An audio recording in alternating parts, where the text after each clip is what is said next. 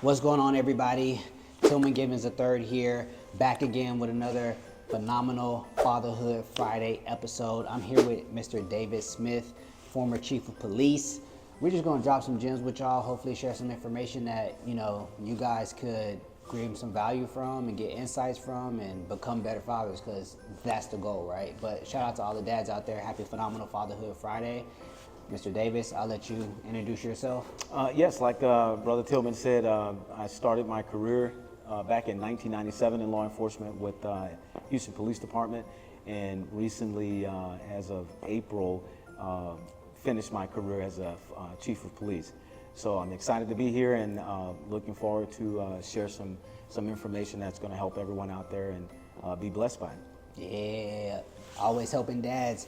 I like that ring, man. I'm about to get my questions here for you. Where did you get that from? Actually, this was just a ring it's a chief of police ring, and so it's not every day you become a chief of police. So that was a huge moment, and something I was very proud of. So it's like, hey, you know what? I'm going to go ahead and do something just to kind of recognize it. So that's what it is. Well, you're the only chief of police I know, so I wouldn't say it's common.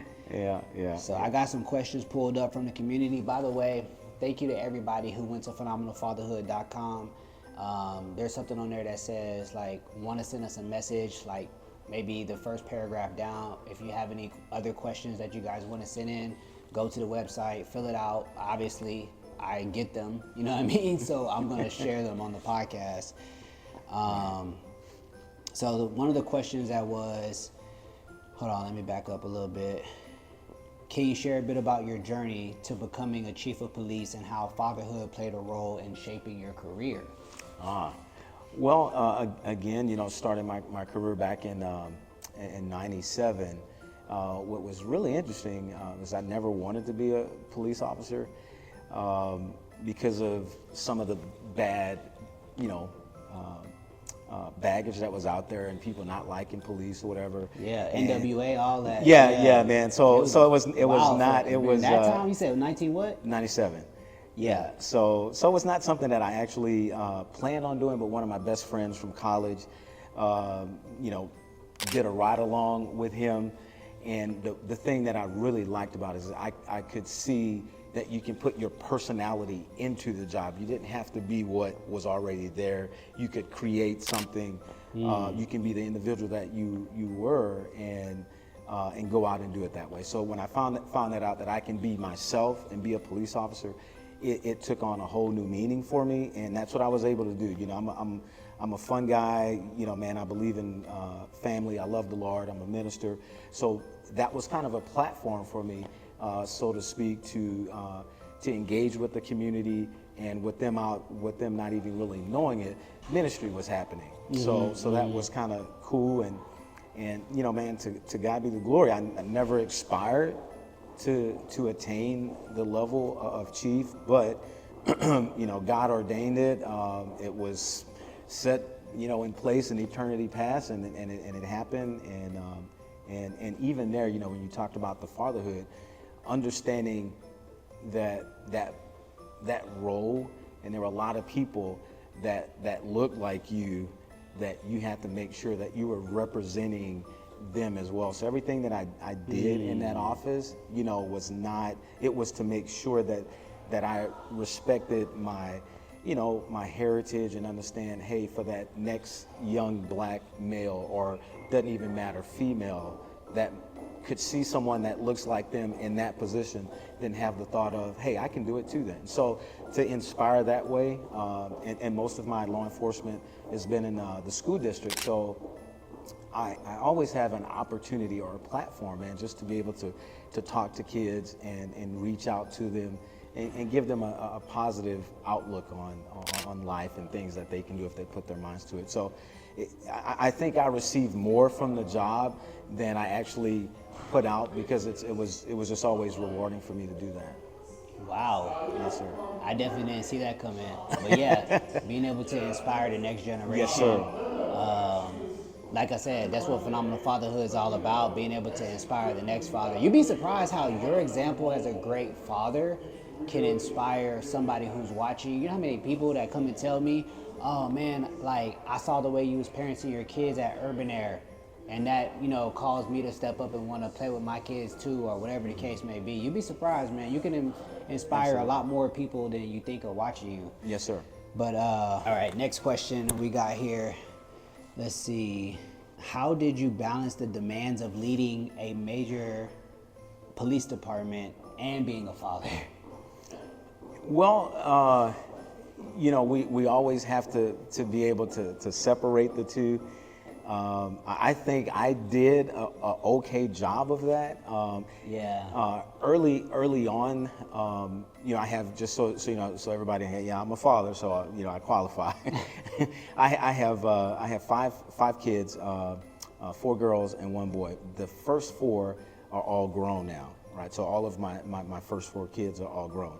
So the early part of my career was, you know, growing with them growing in my role as an officer. But you know, man, I was always on, you know, on demand. I was always there for my kids. You know, unfortunately, their mom and I, you know, we divorced. I had custody of my kids, so I was a single father with 4 kids, raising 4 kids. So Yeah. it's a you know, because I understood While you were? while I was an officer, yes, sir. Dang. And so, you know, I understood how important it was to have that male role model, not, you know, taking anything away from moms, because, you know, we would not be here without them. So, you know, I love my mom, and to my kids' mom, you know, I respect to the, you know, the max, you know, and all mothers, because, hey man, without them we wouldn't be here, right? So, Facts. so it was important for me to make sure that I navigated those 2 roles. And you know, man, I was always there for my kids. Obviously, you know, you're a single father, you're doing it.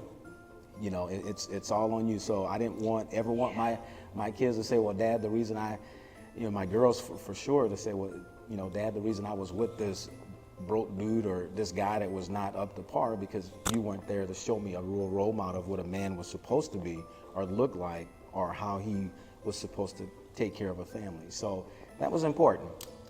And so you know, it was, and it wasn't hard. You know, it wasn't a hard thing, because I don't think there's a greater title than father for Yeah. me, right? I guess husband would be right there with it, but man, a father, I mean, it changes your life once you have kids, you know. So it's important, again, to make sure I'm there doing what I'm supposed to do, take care of the family, setting that role model, especially for my son. So you know what this looks like. So there's Wait, no so excuse. your son's who's the oldest? My 3 girls are the oldest of the first 4, and my son is the youngest of the 4. And so, and he's, you know, David Smith III. So Shout out to the thirds out there.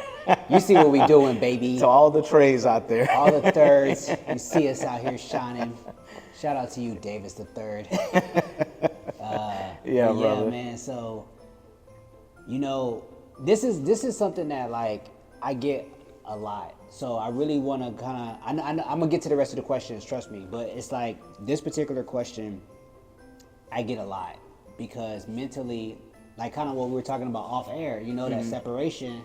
I mean, they're talking about it in a different way, but Kobe Bryant said that when he was on the court, he had to create an alter ego called the Black Mamba, because he had to be able to separate his home life of being a father and a husband from the assassin that was on the court that came there to take care of his family in the first place. Right. Because if he wasn't doing what he needed to do, yeah, there's the rings, there's the accolades, but it's also a paycheck that comes with that everybody else is eating off of. Absolutely. And I'm pretty sure a lot of his extended family as well. So what are some of the ways that you were able to balance that, like mentally, maybe some routines that people could take away and say, all right, I can grab onto that, and that's something I can implement? You know, are you asking as my role as a police officer and, Yep. and coming up? Because you were a know, single dad with 4. Yeah, you know, for me, what was interesting, like I said initially, when I did that ride along with my best friend, one of my best friends, Avery Huff, shout out Huff, that I realized that I could be me. I didn't have to be anyone else. And so when I went out to patrol, it was David Smith. It wasn't the officer. I never had the, you know, that approach of, you know, hey man, I'm the guy with power, I'm this, I'm that. I never had that trip, because that's not who I was. And so I was able to be, David Smith, the friend, the father, the minister. And so that's who I was. So I never had to create a different role. I was always the same person. So if I encountered you and you were doing something as a young man, I'm going to talk to you as if you were my son, Trey. Hey, bro, look, no, you need to do this or you need to do that. Conversely, if it was a young lady, I'm going to talk to you as if you was one of my daughters. Say, hey, look, if you want respect, you need to do this and this and that. You got to respect yourself first before anyone else will. So those things, so I didn't have to become someone different. I didn't have to change anything because I was always me. I didn't have to do that. Yeah. And you know what? I actually love that answer because it's a different side of the coin. There's three sides to every coin. There's the heads, the tails, and the edge. The people that can stand on the edge and see both sides typically are the smartest ones. So Kobe Bryant's approach was a little bit different in the sense that he said, I'm going to create another persona. I'm going to create an alter ego, as some people out there like to call it. But honestly, when you really, either way you slice it, I think mentally it's more... The consistency of person is more mentally, it's less taxing on you mentally because you don't got to show up and be somebody different that you are with your family, with your friends, and with your kids. Like just like how I am right now, this is how I am 90% of the time. And if I'm not, I'm tired, I'm hungry, I probably need a nap and a snack. You know what I'm saying? That's what it comes down to. Yeah. So I think that approach might actually serve a lot of people because a lot of people think that they have to separate the two. But in any case, that's my 2 cents. I'm gonna get back to y'all. And let me add to that. When you talked about the consistency in being that same person, I can't tell you the number of times that I've met students that were in schools where I worked and they're adults. And they come back to me and they go like, or they see me and it's like, man, Officer Smitty, you still the same. You're still saying the same things you said when I was in junior high or high school. Yeah. Nothing has changed. You treated everybody the same way. You did this or you did that. And that's important. And so that kind of goes to what you're saying. And again, the answer to that was, I'm me. So you're going to get the same person. So when you see Davis here, you see him at home, he's going to be the same happy-go-lucky, goofy guy. And trying to create a positive interaction because it was important to me that as a police officer, I created a positive engagement so that if you were the next officer that person encountered, you didn't have to pay for my sins, right? So I want to make sure that I created an avenue of kind of growing relationship building, and I think for me, that's why I thrive more in the school district than traditional police, because you have an opportunity to engage on an everyday basis. On the street, if I'm working with Harris County or with the PD, I might see you once we encounter because of a traffic stop. I'll never see you again in the rest of my life, right? But on the campus, I'm seeing you every day. It's like, I know you. You know you ain't supposed to. Come here. What's up? And the great thing about that, man, to have parents come up to you and go, hey, Officer Smitty, you have my permission. If this one gets out of line, because I know you're going to treat them right. I know you're going to treat them with respect. And if you have to get with them, I know they're wrong. Yeah. So that was always important, and it was cool to have that. Again, me being able to be me. Yeah, I like that a lot. Question number 3 from the fatherhood community: what lessons from your time in law enforcement have influenced your parenting style? Man, I guess to kind of go back to the previous question was just to make sure that you're there, because if you're not there to answer the question, someone else will. If you're not there to tell the story, someone else will, right? And so I wanted to make sure that, again, like being a father, I wanted my kids to understand, hey, what should you be looking for in a husband for my daughters? And son, what you should be looking for in a wife, and how you are supposed to be. You handle your responsibilities, you do these types of things. Being a man is not, standing up there pounding your chest like King Kong. No, it's out there doing what you have to do, take care of your family. And man, and glory be to God, man. It was easy for me because that's just how He created me to build relationships, and the job and ministry. It really just went hand in hand.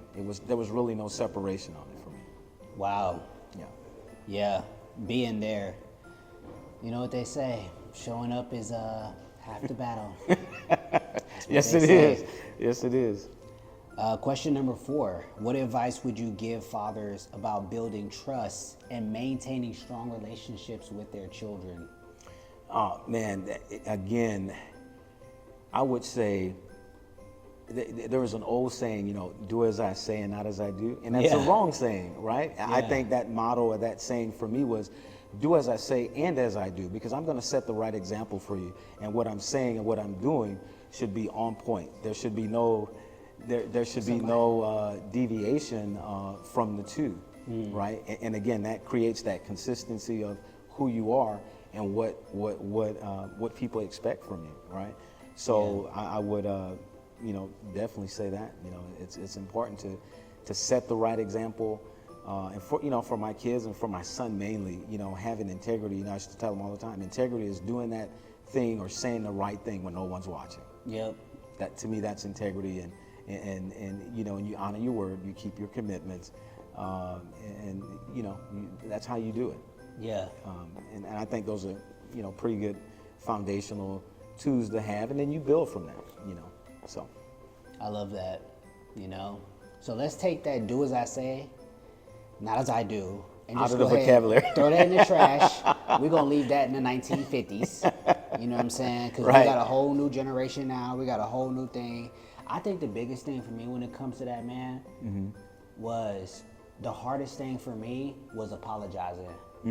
Because it's like, I don't know about you, but my parents never apologized to me. You know what I'm saying? They're like, you eating for free, you breathing up all this air, you getting AC. Right. But I mean, the first time I did it, it was uncomfortable, just like everything else. Like, you're just gonna have to get used to being uncomfortable. I mean, it is what it is. But I had told the kids that they couldn't have the Nutella, right? My fiance got Nutella, these little like snack packs. Right. And then I was like, no, we're not taking them to school. And then I talked to her the other day. She's like, oh no, I bought it for the kids to have at school. And I was like, okay. And I went to them, I apologized. And I was like, hey, public service announcement. Everybody listen up. So I apologize. I told y'all incorrectly. You can actually take the Nutella to school. Right. And I apologize for giving y'all inaccurate information. Yeah. But to your point, when it comes to getting strong relationships and building trust, think about how that is to my daughter, who says, "Wow, my dad is gonna apologize about something as small as Nutella snack." I could have just walked in there and been like, "Hey, you know what? Y'all can take that to school," and it would have made me look like the hero, so to speak. But the fact that I was like, and then my son, my son's probably like, "Dang, like what I mean? It's not just in the big stuff, but just something super small." They're probably like, well, at least I hope so. They grow up and say, you know what? I remember that dad. My dad even apologized for something as simple as Nutella. Yeah. I think for me in that scenario, when you start looking at like personal attributes, I think humility has to be a part of who you are. And I think if our kids experience us being humble and having humility. Because think about it, if I did something wrong to you, how it would make you feel if I come to you and say, hey man, you know what, I was out of line for that, my bad, my apologies, please accept please forgive me for that. And now it's on you to either forgive or not, but at least I've done my part. So I think it's very strong that again, you're setting the right example for your kids, because now your kid, when they're at school and they do something accidentally, intentionally, whatever, then they know, okay, hey, you know what, I need to apologize for that, versus having a hard stance on something and then now it turns confrontational, verbally or physically, because they didn't have the capacity or the wherewithal to understand, man, that's just humility, that's not a sign of weakness. And so, again, as you're setting those examples and writing that script for them, I think that's what carries them along, because guess what, man, we can't be with them 24/7. We have to trust that they're doing the right thing. And I think if we are consistent, like you said, with that parenting style and being fair and equitable and everything, then I think it pays huge dividends. I love that. Speaking of apologizing, I apologize. We're gonna have to take a quick commercial break, tap in with Mike. By the way, speaking of commercials, go to phenomenalfatherhood.com, click on the shop, pick up a Phenomenal Fatherhood bomber jacket. If you do it before the end of the year, you can put in a promo code FamilyFirst15, all one word, and you get 15% off. And you guess what? You get to represent the brand. I personally love wearing it because it's a constant reminder of what I'm striving for. You don't have to be perfect to be phenomenal. So we'll be right back.